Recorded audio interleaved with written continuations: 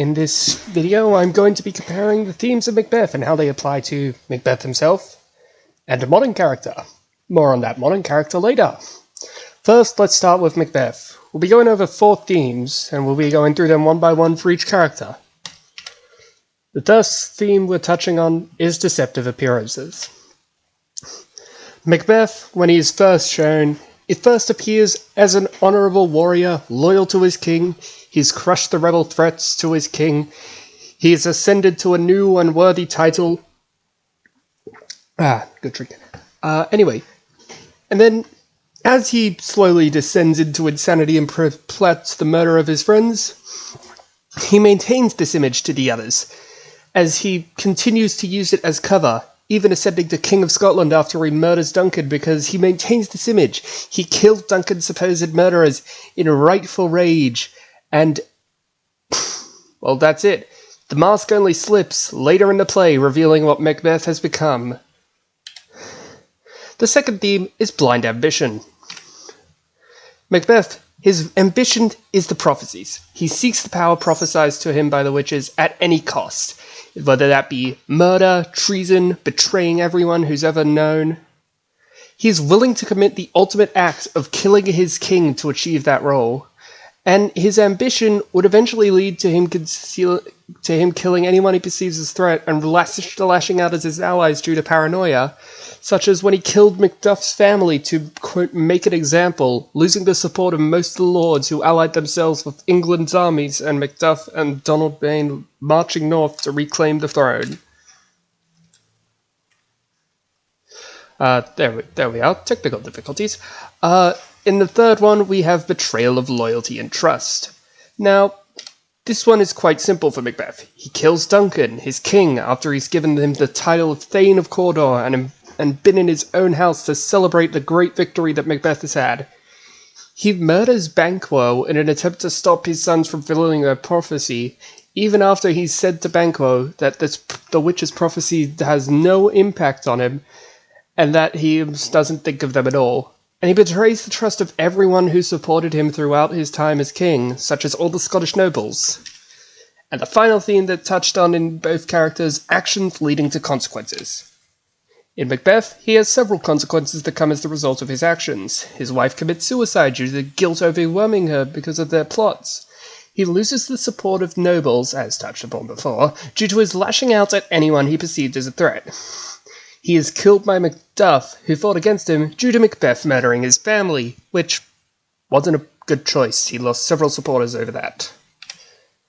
Now we get to deceptive appearances. Hopefully Editor Me will have done the right thing and gotten the video of... If Editor Me has done the right thing, basically, you should be hearing the theme, one of Torres' themes playing over this video. We seek not a conflict, but rather a restoration of balance, a judgment. That quote you just heard was a quote from Torres' voice actor files himself. He justifies his goal as ending the current conflict that the game centers around and saving 10 million people at the measly price of 1 million. His countrymen hail him as the hero of Cumberth Harbour for making sure to save as many of his men as possible from the destruction caused by the player in a previous game. And he covers his insanity and delusions of saving 10 million and killing a million with the mask of being a cold and professional officer and a regular villain.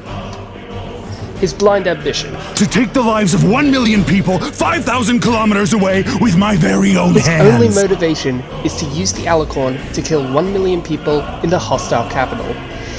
To do this goal, he will do anything. He sends up his fighter squadrons from the Alicorn equipped with WMDs to make you chase them. He fires on his own countrymen, betrays them, takes them one of their most powerful assets away from the war effort. Basically, he does everything. He even ignores the survival of his crew and others so he can achieve his goal, such as when in the final mission, he orders the crew to sink the back of the sub to give the gun the elevation it needs to hit the target.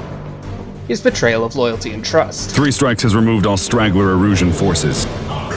That did make for a good sideshow. When he takes the Alicorn, he's stolen it from his war effort after being trusted to lead it to defend his nation's capital against the player and the invading nation. He even lures the player into attacking his own country, crippling their entire fleet, basically crippling their ability to respond to the player's nation's attacks, and also crippling their ability to chase him and stop his plan, because that would escalate the war further. And its actions leading to consequences.